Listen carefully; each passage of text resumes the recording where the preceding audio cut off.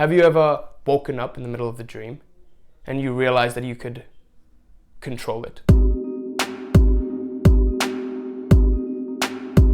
Quazi here, and today I wanted to talk to you about why you're not able to manifest the things that you want to, and why the law of visualization isn't working out for you. Now, I've been studying the law of attraction for a while, and I've been studying what works and what doesn't, and to my conclusion, there are two key principles, and one of them is the difference between desire and intent. Most of the time, when people desire something or long for it bad enough, they think they're going to get it. But that isn't true. See, what happens with desire is you keep wanting something, but in your mind, you establish that you do not already have it.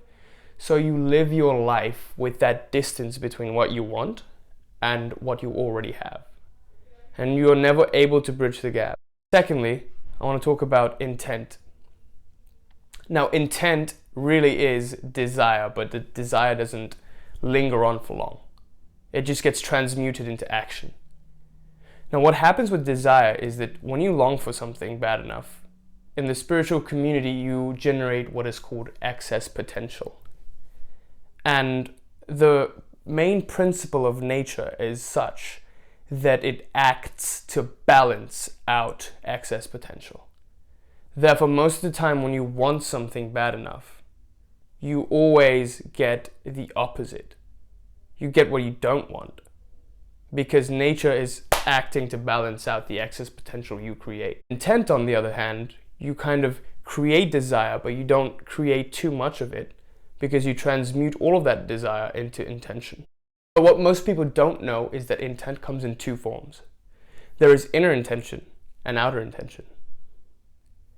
Inner intention is when you resist the world and you sort of keep taking action, but you still don't get what you want because the world isn't meeting you halfway.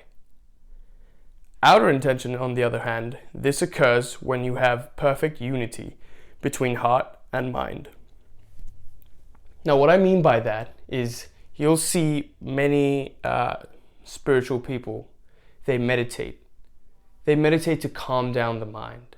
They meditate to connect more with this heart, because the mind, all it does is chatter.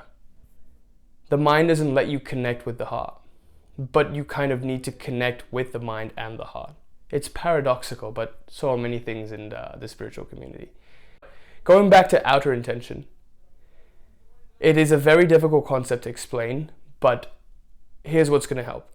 Think about that time, if you ever have, of lucid dreaming. Have you ever woken up in the middle of the dream and you realize that you could control it? You realize that you're dreaming and you just bring other people in, you bring things in, you bring cars, and you just start flying everywhere. That's amazing. Imagine you could do that in life, and with outer intent, you can.